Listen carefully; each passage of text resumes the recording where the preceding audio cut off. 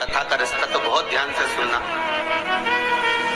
स्कंद पुराण यहाँ तक कहती है कि इस कथा के चरित्र को जो श्रवण कर लेता है उसको 26 एकादशी करना भी नहीं पड़ती। इस एकादशी की केवल ये कथा सुनकर ही वो तर जाता है। बहुत ध्यान से सुनना इसको कथा को।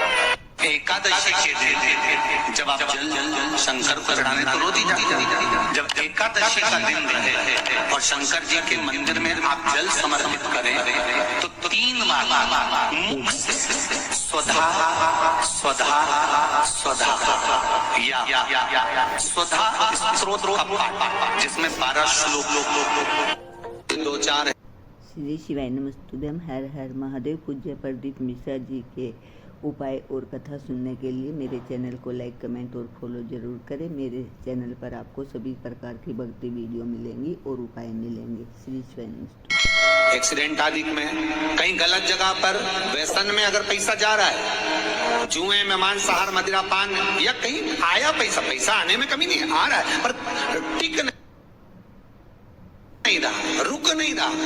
कोई मांगने आ गया, दे दिया, फिर वहां से अपने पास नहीं आ रहा। अपन कह रहे हैं भैया हमारा पैसा लौटा दो, नहीं आ रहा। तो महाराज शिव महापुराण की कथा कहती है एकादशी के दिन गंगा के जल में मात्र 7 बेलपत्री डालकर जो नंदीश्वर भगवान अर्थात जो शंकर जी के शिवलिंग के सामने नंदी होता है, उस नंदी के चरण पर गंगा का जल चढ़ाकर बेलपत्री शिव पर समर्पित कर देता है। उसके घर में रुपया रुकना चालू हो जाता है। फिर वो गलत जगह पर नहीं जाता, गलत स्थान पर वो धन जाएगा ही नहीं। तूने समझा, मांग तुझे क्या चाहिए। एकादशी ने भगवान विष्णु से कहा, नाथ प्रभु वर दे दो, मृत्यु लोक में जो मनुष्य मेरा व्रत करेगा, चाहे जलचर, थलचर, वायुचर या सांसारिक मनुष्य, मेरा अगर एकादशी का व्रत करेगा प्रभु, उसके यहाँ धन धान्य वैभव सुख संपदा बढ़ेगी और उस जीवात्मा को नरक नहीं भोगना पड़ेगा, सीधे वैकुंठ का उसको वास मिलेगा। जब जीव आत्मा को लेकर चला जाएगा, यम के दूत जब बंदी बनाकर ले जा रहे होंगे उस जीवात्मा को जिसके प्राण छूटे होंगे, यम के दूत जब बंदी बनाकर ले जा रहे होंगे, तब मुझे वर दो कि मैं इसका हाथ पकड़कर बेतन्नी से पार उतार कर सारे नरकों से निकालती हुई आपके धाम में लेकर आऊं। भगवान ने वर दे दिया, तथास्तु। हे एकादशी सुनो, मृत्यु लोक का मनुष्य अन्न का त्याग कर कर, क्योंकि अन्न में एकादशी के दिन पाप पुरुष रहता है, अन्न का त्याग कर कर एकादशी के दिन जो मनुष्य तुम्हारा व्रत धारण करेगा, उस व्रत को करेगा और उस व्रत को धारण करेगा, उसकी मनोकामना पूर्ण होकर वो मेरे ही धाम को जाएगा। ये तो हुआ एकादशी के जन्म की कथा। एकादशी के दिन गंगा के जल में मात्र 7 बेलपत्री डालकर जो नंदीश्वर भगवान अर्थात जो शंकर जी के शिवलिंग के सामने नंदी होता है, उस नंदी के चरण पर गंगा का जल चढ़ाकर बेलपत्री शिव पर समर्पित कर देता है। उसके घर में रुपया रुकना चालू हो जाता है। फिर वो गलत जगह पर नहीं जाता, गलत स्थान पर वो धन जाएगा ही नहीं। बेटा अगर व्यसन में पड़ा हुआ है, मदिरा पान में पड़ा हुआ है, मांसाहार में, जुए आदि में जा रहा है, तुम्हें लग रहा है कि मेरा बेटा गलत मार्ग पर जा रहा है, ये मित्र दोस्ती गलत हो रही है, वो सही जगह पर आ जाए। करना है एकादशी।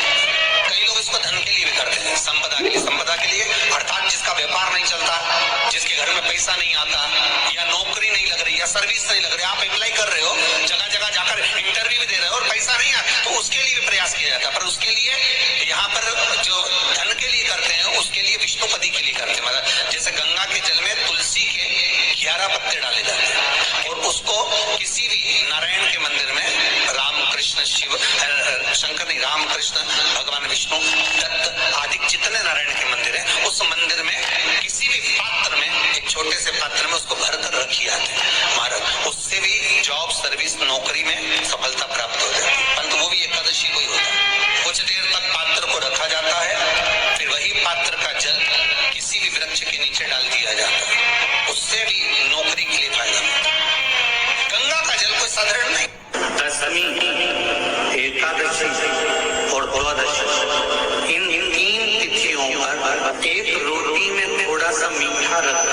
सोमक पितृ का नाम लेकर यदि गाय को खिला दिया जाता है, तो अगर कोई पूर्वज प्रेत योनि में भी पड़ा हुआ होता है, भटक रहा होता है, जिसको पिंड नहीं मिला, जो अचानक मर गया होता है, अधोगति में चले गया होता है, उस जीव की मुक्ति दशमी, एकादशी और द्वादशी 3 दिन सोमक पितृ का नाम लेकर रोटी में, पूरी में मीठा रख कर गाय को खिला दिया जाता है। ये 3 दिन तक तो वो पितृ कभी भटकते नहीं है, उनको मुक्ति प्राप्त हो जाती है, मोक्ष में।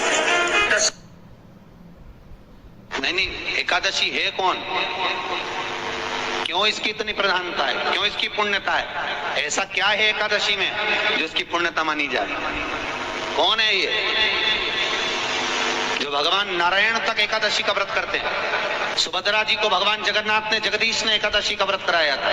बद्रीनारायण भगवान को माता लक्ष्मी ने एकादशी का व्रत कराया था। क्यों? चंद्रायण एकादशी व्रत की माता। एकादशी है कौन? तो कहा जिसको व्रत करने पर भगवान नारायण भी जिसका व्रत करते हो, भगवान माता लक्ष्मी जिसका व्रत करती हो, वो एकादशी है कौन? तो शास्त्र वर्णन करता है महाराज, स्कंद पुराण का सुंदर चातुर्मास खंड के अंतर्गत वर्णन आया है महाराज। एक बार भगवान विष्णु आनंद में विराजमान थे, पद्मावती और माता लक्ष्मी दोनों उनके पास में विराजी हुई थी।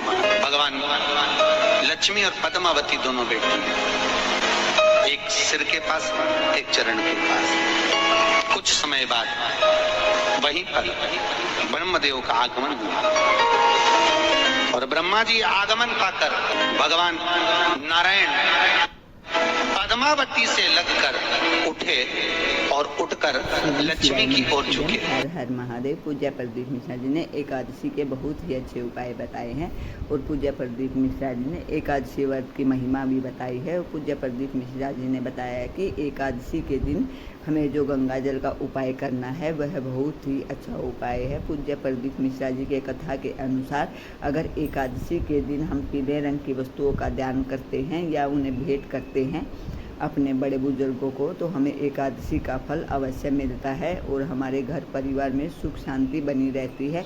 अगर आपको पूज्य प्रदीप मिश्रा जी की कथा और उपाय सुनने और देखने हैं और आप करना चाहते हैं तो प्लीज़ मेरे चैनल को लाइक, कमेंट और शेयर ज़रूर करिएगा। मेरे चैनल पर हर तरह की भक्ति वीडियो आपको मिलेंगी।